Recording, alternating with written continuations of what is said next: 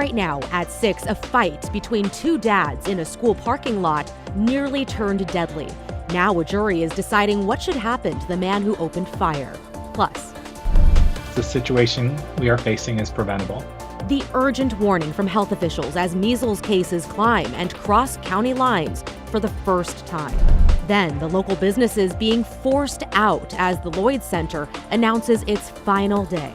We're just gonna retire, close it down. And later, coming up in sports, playoff mode activated for the Portland Trail Blazers.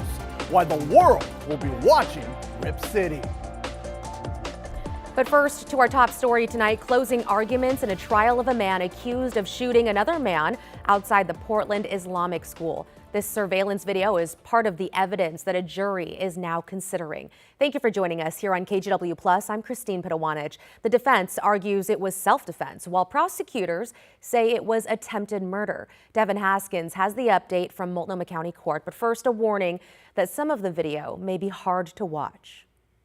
In Multnomah County Court, the video showing the alleged shooting played for jurors. The man walking up to the car is Michael Zakarne, the eventual victim. Sitting in the sedan is Nuruddin Dib, the defendant or suspect. The two men start talking. It's unclear what's being said, but moments later, Dib pulls out a gun and fires.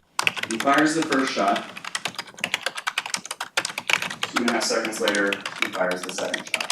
Prosecutors argued the shooting wasn't justified, charging Dib with 8 counts, including second-degree attempted murder. When a person shoots at somebody, not just once, but multiple times, that is a clear effort to end a person's life. The shooting was in the afternoon of October 17th, 2024, in the parking lot of the Islamic School of Portland. The defense is arguing that it was self-defense and that Dib feared for his life. He pulls it out where he sees Zakarne's hand moving in the midsection. He wanted to push him back. He did not want to kill him. He was using the force reasonably necessary under the circumstances to defend himself. Defense attorney said the two men had had several interactions in the weeks prior to the shooting. At times, they were said to be contentious. Those prior incidents are important for my client's mental state, what he knew about Mr. Zakarne at the time he pulled the trigger. The case now in the hands of the jury, deciding whether or not this was self-defense or attempted murder. In downtown Portland, I'm Devin Haskins, KGW News. In your headlines, Portland police are looking for a driver who hit and killed a pedestrian late Thursday night. It happened on Northeast 148th Avenue near Siskiyou Court just before 11 o'clock. The male pedestrian had already died when emergency responders arrived. Neighbors say drivers often speed down this section of Northeast 148th, a stretch of roadway that also sees a number of pedestrians due to multiple bus stops. One longtime nearby resident who wanted to remain anonymous says they've seen a number of crashes over the years. People just don't, they don't think. They just, think that they're invincible and can drive fast and nothing will happen. And this is the result. If you have any information about what happened, Portland police want to hear from you. The man who pushed someone in front of an oncoming MAX train has pleaded guilty. Michael Moreland has now been sentenced to 75 months in prison. Back in 2024, Moreland shoved another man onto the tracks at the Providence Park MAX station without warning. Luckily, the train operator was able to stop in time, and the man only suffered minor injuries. And a judge sentenced a Salem man to 25 years in prison for kidnapping an 11-year-old girl with autism. Investigators say in August of last year, 49-year-old Elijah Arce lured the girl away from her Northeast Salem home. He took her to a secluded area near the Salem Fairgrounds where investigators say he sexually abused her and tried to rape her. Police found her less than an hour later after a neighbor spotted the pair and flagged down officers who rescued the girl and arrested Arce. Arce will have to register as a sex offender and will be on supervision for life after his release.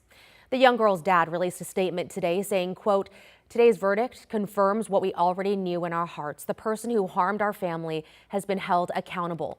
While nothing can undo the hurt, this decision brings us a sense of justice and a path toward healing for our daughter and our family."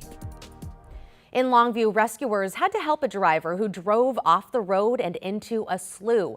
This all happened yesterday morning in the Mount Solo area. Water was apparently up to the driver's window. That created a hypothermia risk. Fire crews were able to get ladders to the car and get the driver out.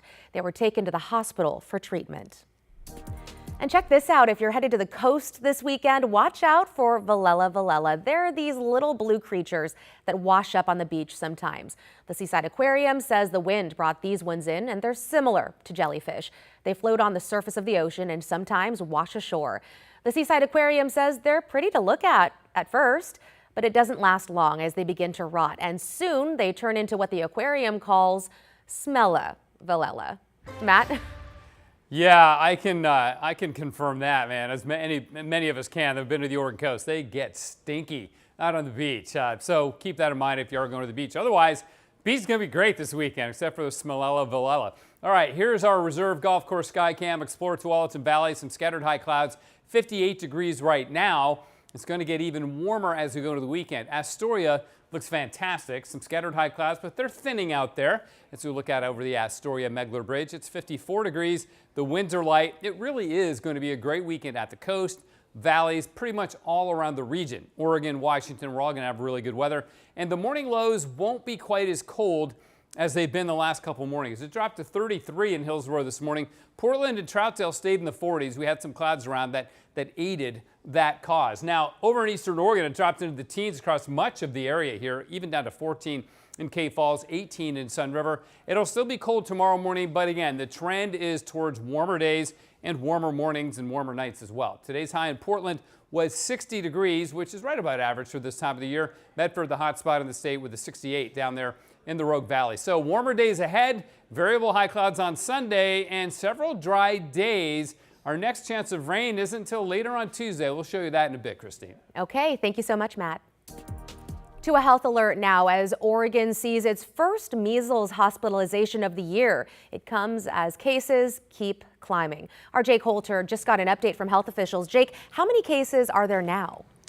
Well, Christine, Oregon health officials say that there have now been 20 reported cases of the measles in Oregon this year. This is well beyond the one reported last year and on pace to surpass the 31 cases in 2024 after they had a summer outbreak. This following 2 new measles exposures at schools in the Portland metro this week. Someone with the virus was reported at Centennial Middle School in Portland and Mount Hood Community College in Gresham. We also learned today one person was hospitalized with the measles but has since been released, and Oregon has also now had its first non-household outbreak this year, spreading between Multnomah and Clackamas counties. That indicates wider community transmission is happening. Oregon State Health Officer Dr. Dean Seidlinger says he believes the measles case numbers in Oregon are actually much higher than 20, as many opt to treat themselves at home. It's a big reason we're seeing such rapid spread of measles, as it reaches pockets of people who are unvaccinated or undervaccinated against the virus and don't seek treatment, but who then expose others when they visit public settings like schools, grocery stores, restaurants, and college campuses. Nationwide, there were nearly 2,300 measles cases last year. 4 months into this year, there have already been more than 1,700. Health officials are urging you to speak with your doctor about your vaccination status if you are unsure, and to consider the vaccine for you and your family if you aren't vaccinated. So important to listen to our health officials. Jake Holter reporting. Thank you, Jake. The FDA is warning restaurants, retailers, and consumers in several states, including Oregon and Washington, about recalled shellfish that may be contaminated with norovirus. The oysters and clams were harvested from Hammersley Inlet, Washington, between March 22nd and April 9th. You can see the information on your screen. And they were sold by Gomez Shellfish, LLC. The symptoms of norovirus, by the way, include diarrhea, vomiting, nausea, and stomach pain. Officials say do not eat, serve, or sell the shellfish.